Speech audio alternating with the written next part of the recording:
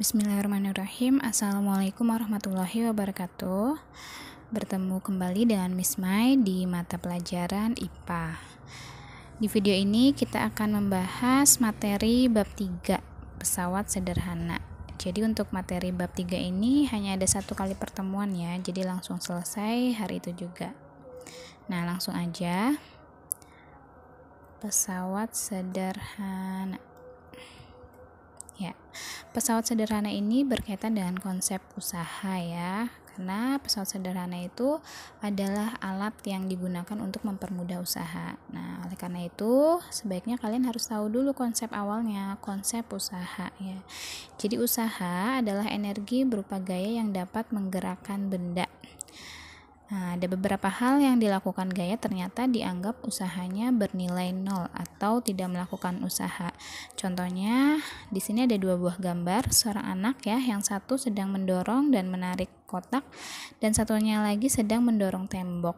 Nah, untuk gambar yang pertama, anak ini dikatakan melakukan usaha, karena ketika dia mendorong kotak atau menarik kotak, ketika gayanya lebih besar ya daripada massa kotak ini, maka kotak itu akan berpindah ya, akan maju ke depan saat didorong dan akan berpindah ke belakang saat ditarik ya. Nah, maka anak ini dikatakan melakukan usaha.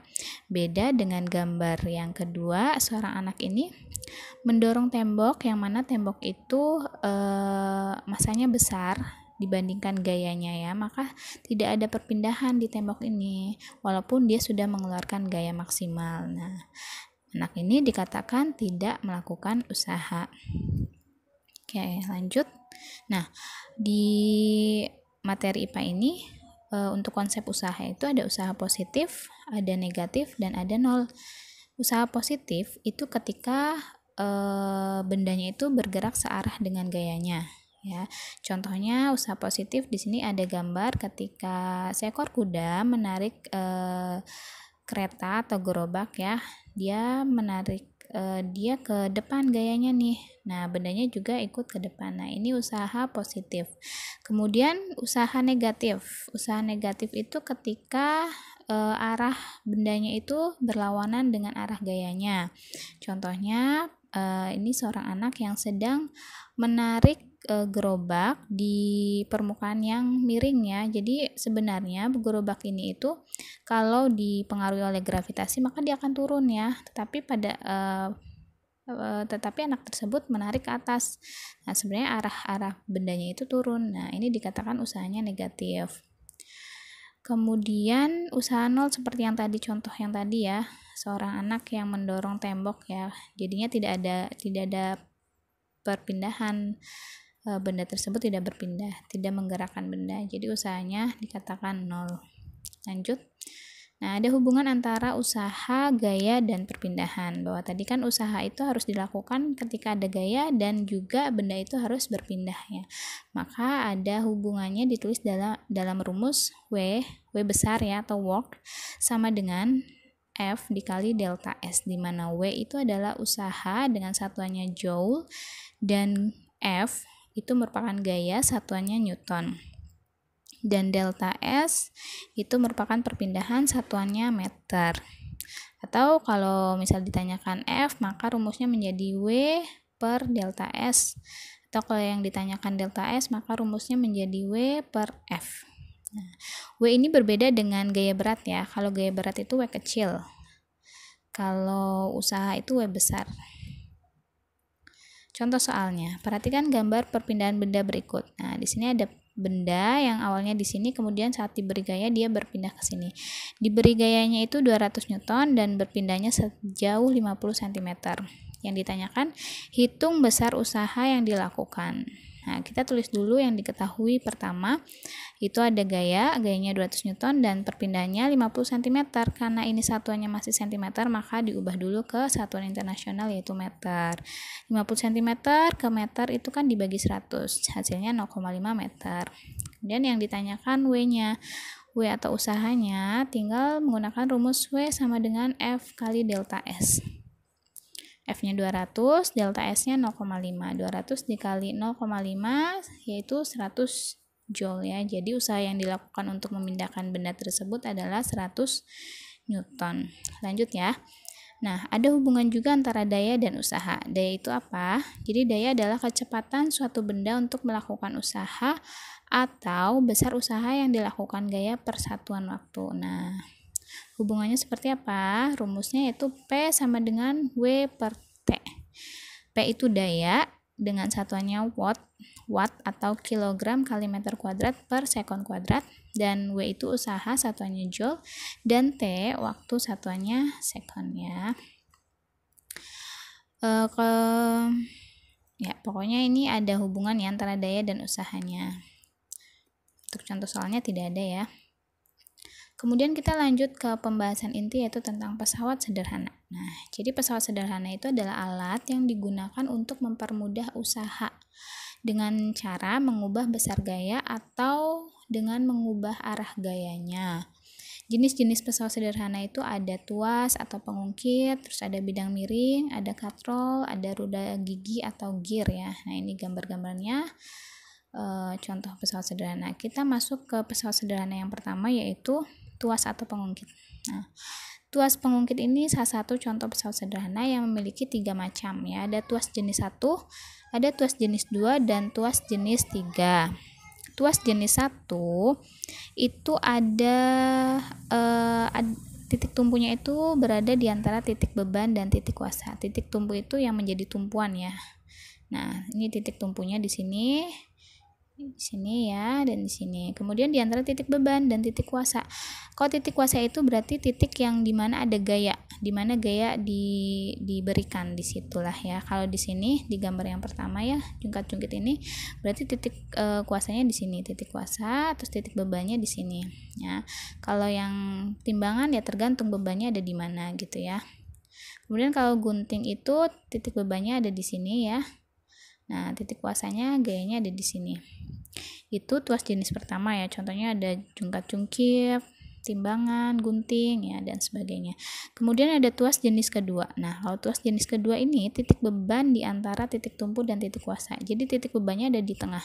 Ya, ini contohnya troli yang beroda 1 ya, titik bebannya di tengah, ini titik tumpu dan ini titik kuasa. Nah, pelubang kertas juga sama, titik bebannya ada di tengah, titik tumpu, terus titik kuasa. Pembuka tutup botol ya ini ya. Ini juga sama, titik bebannya ada di tengah, kemudian titik tumpu dan titik kuasa. Nah, kemudian tuas jenis ketiga. Kalau tuas jenis ketiga itu titik kuasanya yang ada di tengah. Jadi titik kuasa di antara titik tumpu dan titik beban ya. Titik kuasanya ada di tengah ya. Ini contohnya ada skop, ada strapless, dan ada tang ya. Oke, itu tuas atau pengungkit. Nah, biasanya kalau tuas atau pengungkit ini lebih ke contoh soal hitung-hitungan ya, bukan macam-macam jenis tuasnya gitu. Nah, di sini ada rumus dari tuas atau pengungkit. Kalau kita lihat di sini, karena titik tumpunya di tengah di antara titik beban dan titik kuasa, berarti ini jenis tuas yang ke-1 ya. Nah, kalau kita lihat di antara titik beban, di sini ada beban ya, di sini ada batu. Batu itu kan punya berat ya. Berat itu kan dipengaruhi oleh gravitasi. Jadi arahnya ke bawah, selalu ke bawah ya kalau berat ya. Titik beban, antara titik beban dan titik tumpu itu ada jaraknya yang dinamakan dengan lengan beban ya. Lengan beban. Kemudian antara titik tumpu dengan titik kuasa itu ada jarak, yaitu yang dinamakan lengan kuasa. Kemudian rumusnya apa? Rumusnya yaitu W dikali LB sama dengan F dikali LK. W ini gaya berat ya, bukan usaha, tapi gaya berat atau beban ya. W itu kan rumusnya M kali G ya. Jadi dipengaruhi oleh gravitasi. Kalau gravitasi tidak diketahui di suatu soal, maka kita gunakan yang 10 meter per sekon kuadrat ya. Nah, keuntungan mekanisnya berapa? Jadi tiap pesawat sederhana itu ada keuntungan mekanis. Nah, keuntungan mekanis dari tuas itu didapat dari rumus W per F sama dengan LK per LB. Ya, diingat-ingat ini ya. Nah, untuk W itu kan beban. Beban itu satuannya berarti Newton. F itu gaya. Gaya satuannya juga sama Newton. LK itu kan jarak. LK jarak ya, berarti satuannya meter. LB juga sama, jarak antara titik tumpu ke titik beban. Itu satuannya juga meter. Oke, lanjut ya, kita ke contoh soal. Nah, perhatikan gambar berikut. Di sini ada seperti jungkat-jungkit yang memiliki titik tumpu di tengah ya. Di sini ada bebannya. Bebannya itu W-nya belum diketahui. Kemudian gayanya diketahui yaitu 100 Newton dengan jarak LK-nya. LK itu yang dekat dengan gaya ya.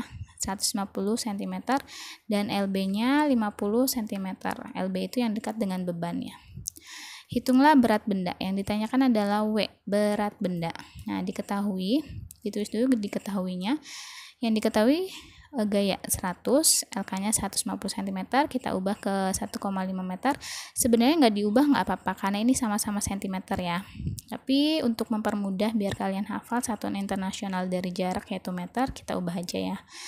Nah, cm ke meter itu kan dibagi 100, 150 bagi 100 hasilnya 1,5 meter. LB juga sama, 50 cm diubah ke meter jadi 0,5 meter.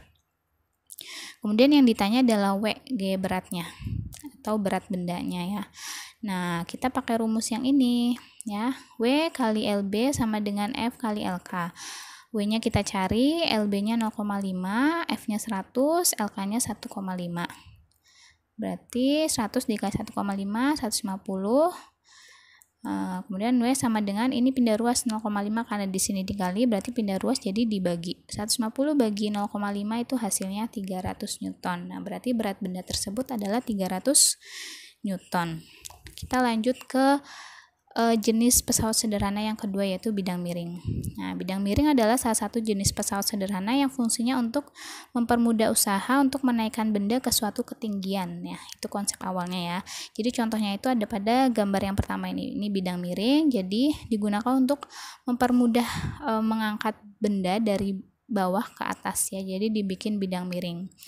Nah, kalau gambar yang lainnya ini merupakan penerapan atau pemanfaatan konsep bidang miring pada beberapa alat ya, seperti paku, skru, pisau ya. Ini dibikin miring supaya apa? Supaya lebih tajam, lebih gampang untuk mengiris gitu ya. Jadi dibikin lancip seperti itu. Nah, itu bidang miring. Nah, bidang miring ini juga ada rumus keuntungan mekanisnya. Jadi kalau keuntungan mekanis di bidang miring itu W sama dengan W per F sama dengan S per H, di mana S-nya ini merupakan panjang dari bidang miringnya dan H-nya ini tinggi dari bidang miringnya ya, satuannya sama, meter. Kita ke contoh soal. Misalnya ada bidang miring dengan panjang bidang miringnya 6 meter dan tinggi bidang miringnya itu 2 meter, maka keuntungan mekanisnya yaitu 3 ya, diambil dari S per H. Nah, tadi kan rumusnya W per F sama dengan S per H. Nah, ini salah satu aja. Kalau untuk mencari keuntungan mekanis boleh W per F, boleh S per H, karena pasti sama. Karena ini di sini sama dengan ya. Kemudian contoh soal yang kedua masih bidang miring. Perhatikan gambar di samping. Nah, di sini ada bidang miring dengan panjang bidang miringnya 8 meter dan tingginya 2 meter. Nah, untuk mengangkat atau menarik benda dari bawah ke atas, bendanya itu 40 kg ya. Yang ditanyakan, hitunglah usaha, keuntungan mekanis dan gaya yang dikerjakan dengan gravitasi buminya 10 meter per sekon kuadrat. Kita tulis dulu yang diketahui. Yang pertama S-nya 8 ya, S yang ini panjangnya, H-nya itu tingginya 2 meter dan M massa bendanya 40 kg. Yang ditanyakan W besar ya, usaha itu W besar dan keuntungan mekanis dan juga gayanya. Berarti kita pakai rumus yang masih ingat usaha ya, usaha sama dengan F kali S ya, F kali S. Kemudian pakai rumus untuk keuntungan mekanis, rumus yang ini ya. Kemudian kalau gayanya pakai rumus yang ini ya, diambil dari rumus F per W sama dengan S per H.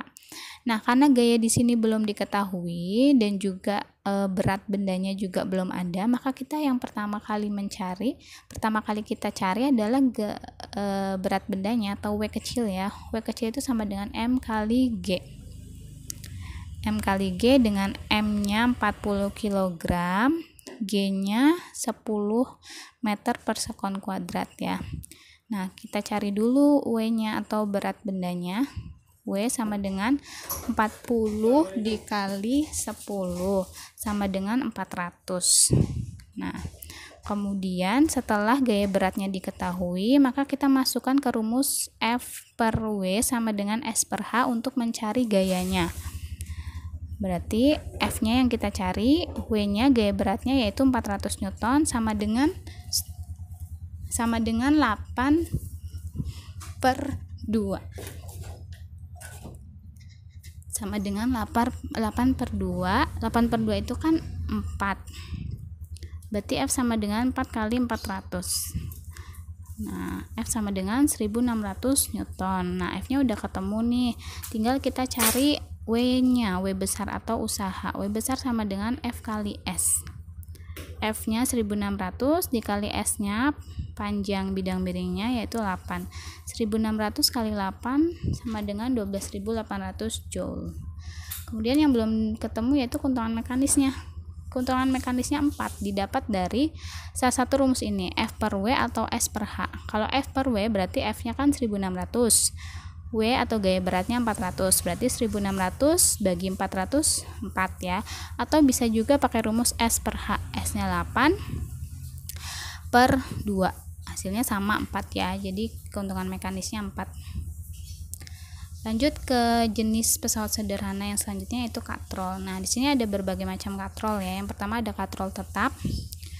Katrol tetap itu berarti katrolnya itu tidak bisa digerakkan, artinya tetap ya. Kemudian katrol bergerak. Nah, katrolnya berada di sini bisa digerakkan dengan bebas. Kemudian ada katrol ganda. Katrol ganda ini kombinasi antara katrol tetap dan katrol bergerak, dan juga ada katrol majemuk ya. Bentuknya seperti ini. Nah, untuk katrol keuntungan mekanisnya itu sudah tetap, artinya sudah konstan. Kalau yang katrol tetap itu keuntungan mekanisnya 1, katrol bergerak keuntungan mekanisnya 2, katrol ganda keuntungan mekanisnya dilihat dari katrolnya. Kalau di sini ada katrol bergeraknya ada 2, berarti ini 2, keuntungan mekanisnya 2, yang ini juga 2. Nah, ini katrol tetap keuntungan mekanisnya 1, berarti keuntungan mekanis totalnya 2 kali 2 dikali 1 sama dengan 4. Kalau katrol majemuk dilihat dari jumlah talinya. Sini ada 4, 1, 2, 3, 4 ya. Jadi kalau dilihat di sini katrol majemuknya ada, keuntungan mekanisnya ada 4. Contoh soal yang berkaitan dengan katrol. Nah, perhatikan di sini ada gambar katrol, di mana katrol ini mengangkat beban sebesar berat bebannya 100 Newton. Dan yang ditanyakan berapa keuntungan mekanisnya dan berapakah gaya yang dapat mengangkat beban. Nah, dilihat di sini ini katrol jenis apa? Katrol jenis bergerak ya, yang katrol bergerak, di mana keuntungan mekanisnya yaitu berapa keuntungan mekanisnya? 2 ya. Nah, kemudian yang ditanya gayanya yang dapat mengangkat beban berapa besarnya. Kita tahu bahwa rumusnya keuntungan mekanis dari katrol itu hampir sama dengan tuas, yaitu Km sama dengan W per F. Tinggal kita masukkan aja rumusnya. Km-nya 2, bebannya atau berat bendanya 100 Newton, yang dicari F-nya 100 per F. Berarti F-nya pindah ruas ke sini, 2-nya pindah ke sini. Jadi F sama dengan 100 bagi 2. Hasilnya yaitu 50 Newton. Lanjut, jenis pesawat sederhana yang selanjutnya yaitu roda gigi atau gear. Biasanya ini ditemukan di kendaraan seperti sepeda atau sepeda motor ya. Nah, bentuk gear depan dan gear belakang itu kan lebih, jari-jarinya lebih besar yang gear depan. Nah, kalau yang gear depan ini putarannya lambat, sedangkan kalau yang gear belakang itu putarannya cepat. Nah, dibikin beda supaya apa? Tujuannya agar ada perbedaan gaya antara gear depan dan gear belakang, seperti itu.